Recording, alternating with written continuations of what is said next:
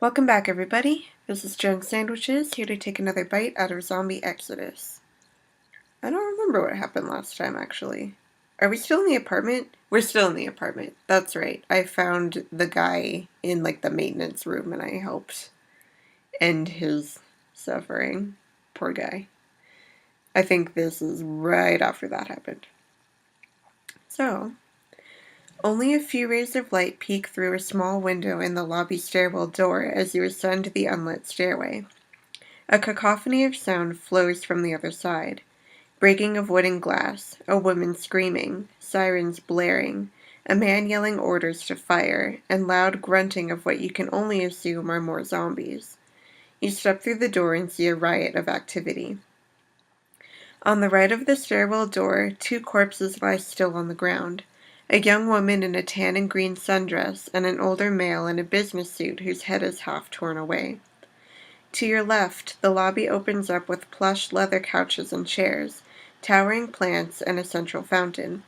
Its beauty is in direct contrast to the rest of the lobby, which shows the aftermath of a battle of zombie versus man. Dead bodies are scattered about, all shapes and sizes of corpses, at least a dozen in count. Humans lie with their throats ripped open, entrails spilled out, limbs twisted in angles, and expressions of horror frozen on their dead faces. Standing at the east side, trapped behind a counter formerly used as a reception area, are two young women using brooms to fend off an advancing zombie dressed as a bike messenger. To the north is an office with a placard reading, Brad Spencer. Deep gore marks are displayed across the office door. Lying in front of it is a handsome man in a charcoal gray suit with his leg badly injured and a pool of deep crimson blood creeping out of a wound on his thigh. The south side has triple glass doors used as the building's main entrance. Two policemen stand on the street side holding the doors closed, automatic rifles in hand. You realize they must be controlling who goes in and out. It may be difficult to get by them without helping the women fighting off the zombies or helping the man by the manager's office. You also notice the electricity must be on again as the elevators are lit up. You curse silently, considering the ordeal you've had taking the stairs. What is your next course of action?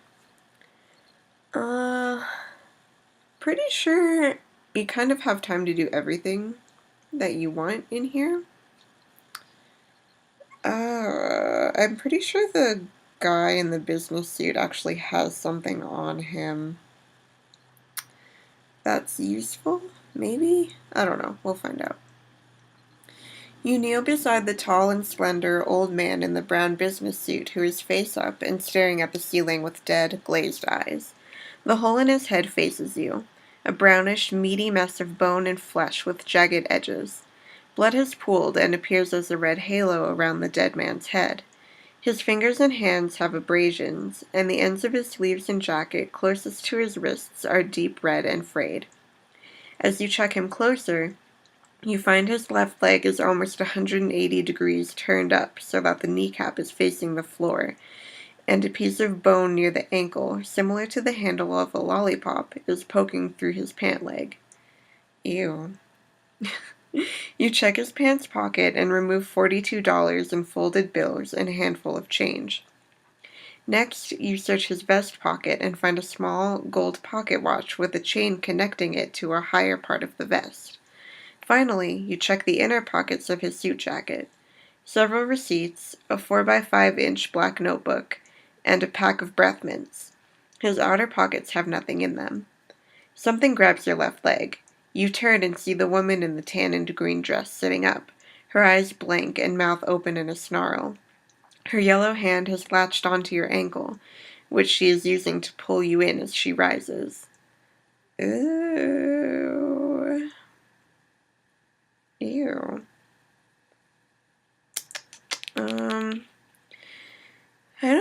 Do you have bullets in this one? I can't remember. I don't think so. I don't think it's that in depth.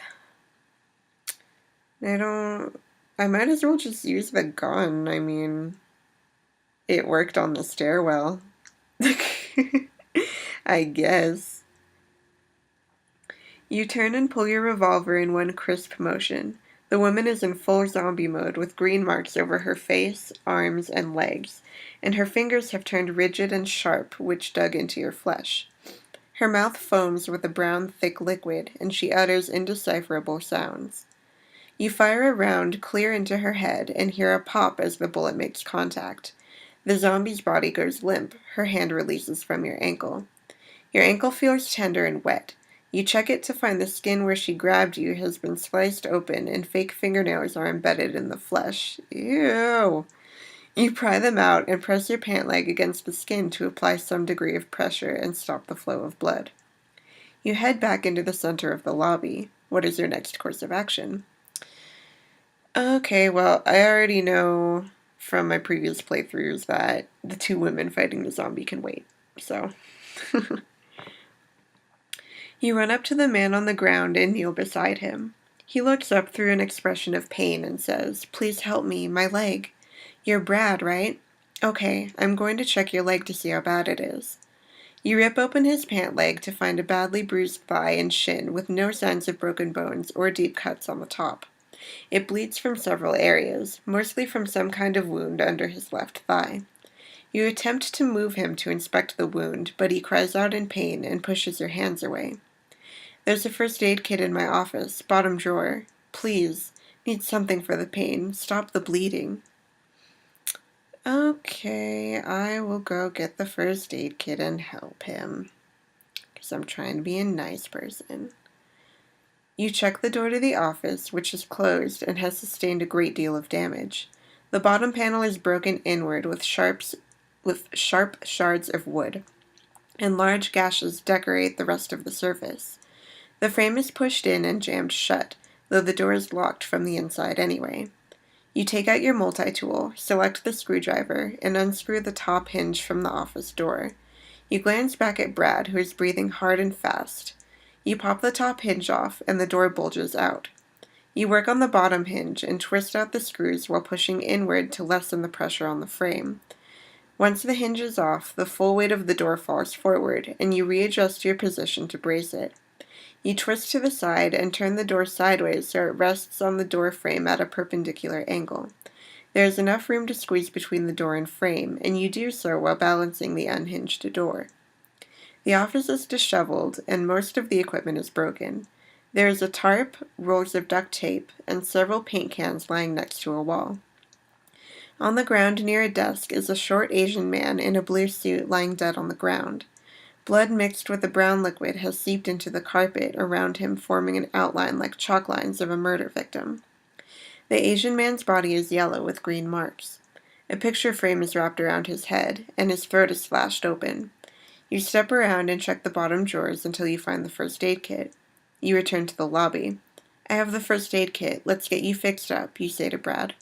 He doesn't answer and stares straight past you. You check his throat and find no pulse. His skin is yellow, and you see green dots forming over his face and hands. Dun, dun, dun. You take a few steps back and watch in horror at the transformation. The green dots reshape into large lesions and spread at an alarming rate, as if a ripple in a pond from a stone. Having another zombie running around this lobby seems like a terrible idea. You consider your options. Yeah, let's, is killing them ruining my humanity? Well, I mean, I don't think it matters too much. Let's kill Brad before he turns into a zombie. It is only a matter of time before Brad becomes Zombie Brad. You remember the old saying, "An ounce of prevention is worth a pound of getting your throat bitten," or something like that. Anyway, Brad is already dead, and you want to keep him that way. You take out your revolver and place it against Brad's temple. You look away and pull the trigger. A popping noise is all you hear, and Brad's body slumps over the ground next to his office door. A spray of blood smears the wall, which sticks to the surface and congeals, like drops of gum rather than running down the wall as liquid does. Ew. Next, you. Let's go save the girls. Oh, yay, more illustrations. It makes me so happy. You move toward the reception area to gain a better view of the action. The zombie bike messenger is in a skin-tight red and black racing suit. He appears almost comical as his helmet is strapped across his back, bouncing as he chases his potential victims. You consider the bad luck he had of having gear to protect his head and not using it. A large circular piece of flesh and skull is missing from the back of his cranium. You hear the soft hum of his MP3 player on full blast as the earbuds dangle around. The two women are early 20s and dressed as if coming from a jog, and you formulate a scenario in your head in which the two women were casually jogging down the street and the biker stopped to flirt with them, only to progress to the current situation. "Mindy, he's coming to your left!" screams the taller redhead, her ponytail flailing about like the blades of a windmill. "I got him, Candace," says the shorter woman. She has jet black hair and a pixie cut. You admire the shape of the hairdo and how it frames her face, momentarily forgetting they are in the fight of their lives. Candace and Mindy are playing a game of merry-go-round with the zombie, as he's chasing them in a circle around the receptionist's counter. Each has a long broom which they thrust to keep him away if he gets too close. You wonder why they have made no attempt to leave through the lobby exit, and wonder if the police have anything to do with it.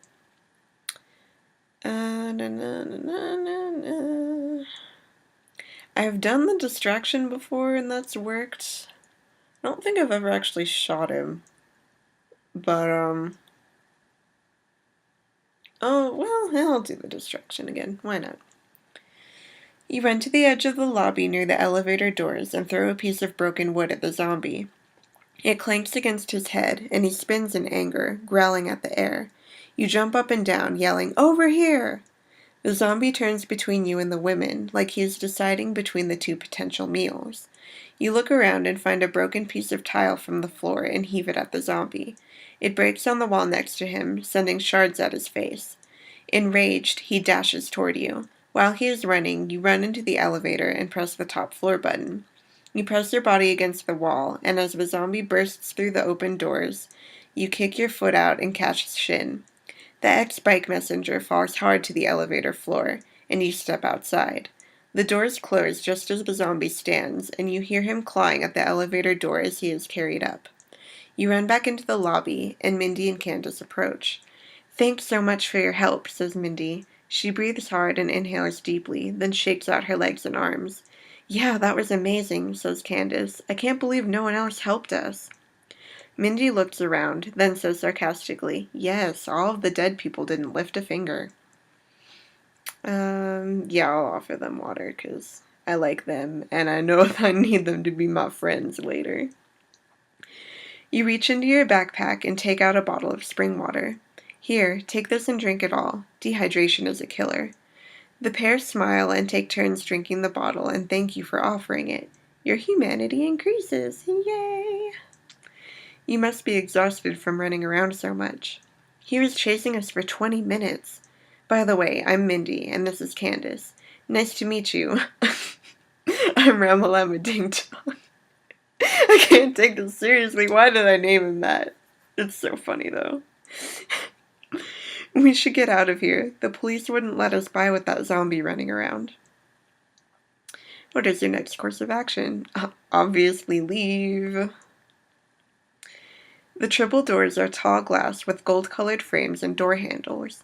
They are locked shut, and as you approach, the two policemen on the opposite side point to you and wave. They are dressed in full battle gear with Kevlar vests and pads over their shins and thighs.